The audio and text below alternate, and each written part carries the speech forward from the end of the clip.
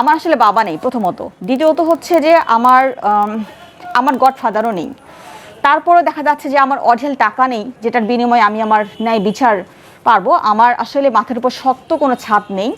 আমার কোনো মন্ত্রী মিনিস্টারের সাথে কোনো ছবি নেই যেটা দেখিয়ে আমি বলতে পারবো যে হ্যাঁ আমার সঙ্গে অমুক আছেন, আপনারা তাহলে তারা ভয় পাবেন। আমার সঙ্গে তাদের কোনো মন্ত্রী মিনিস্টারের সাথে কোনো যোগাযোগও নেই, কোনো উপর লেভেলের কোনো শক্ত হাত আমার মাথার উপরে নেই।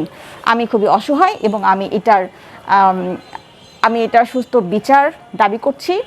আমি স্বরাষ্ট্রমন্ত্রীর কাছে বিনীত আবেদন করছি এই ধরনের আসামিদেরকে আপনারা প্লিজ সুযোগ দিবেন না, কারণ ও আবারও পিপিআইকে, যেহেতু তদন্ত পিপিআইয়ের কাছে গেছে ফরিদপুরে, ও আবারও ট্রাই করবে সেখানে ফাইনাল রিপোর্ট দেওয়ার জন্য।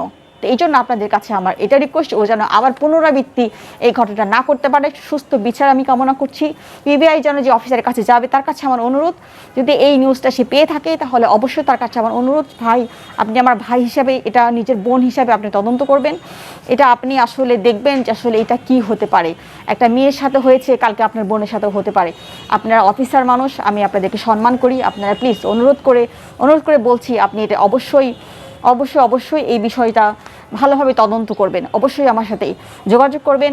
ফাইনাল এটা মাহফুজের পাল্লাই পড়ে এই কাজটা আমি অনুরোধ করছি আপনারা করবেন না।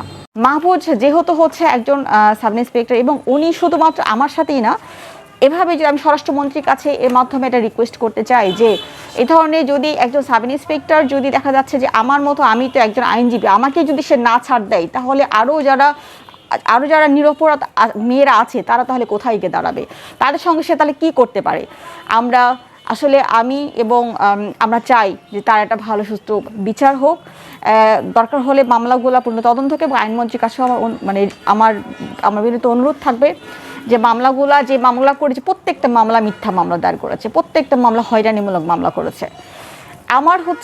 আমার আসলে বাবা নেই প্রথমত, কিন্তু তাদেরকে একটা জিনিস বুঝতে হবে, যখন তারা এই কাজগুলো করেছিল 2024 সালের ঘটনা, আমার বাড়িতে আমার বাবা নেই, আমার বাড়িতে তাদের প্রভাব খাটিয়ে তারা আমার বাড়িতে ঢুকে আমার বাড়ির সব কিছু লুটপাট করে ফেলে, মানে বাড়ি ঘর তছনছ করে ফেলে। আমি জানি না কী কারণে, এটা কিসের মামলা তাগিদে তারা করেছে, তাদের ক্ষমতা প্রভাব খাটে। তারা কিন্তু আওয়ামী লীগপন্থী ছিল।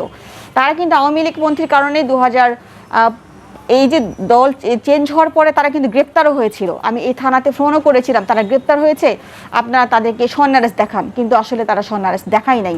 আমি জানি না এটার কারণটা কি, কিন্তু তাদেরকে এটা আমি একটু মনে করাই দেই যে আসলে সব কিছু না বদলে গেছে। হ্যাঁ, আপনারা যদি ভাবতে চান যে আসলে ক্ষমতার জের ধরে সব কিছু করতে পারবেন, আসলে সেই সুযোগ আর এখন নেই। কারণ আসলে দেশ পাল্টে গেছে, দল পাল্টে গেছে, মন্ত্রী মিনিস্টাররা পাল্টে গেছে, পুলিশ প্রশাসন পাল্টে গেছে, সব কিছু কিন্তু চেঞ্জ হয়ে গেছে। আমি কাউকে ছোট করছি না, কিন্তু তাদেরকে আমি এটা জানিয়ে দিচ্ছি যে আগের মতো কিন্তু সব কিছু আর নেই। তাই তোমরা যারা আমাদের মতো মানুষদেরকে যারা মানে অত্যাচারিত করতে চাচ্ছ, এটা বন্ধ করো, না হলে কিন্তু তোমাদের বিপদ খুবই ঘনিয়ে আসছে। এটা আমি আসলে সতর্ক একটা বার্তা দিচ্ছি।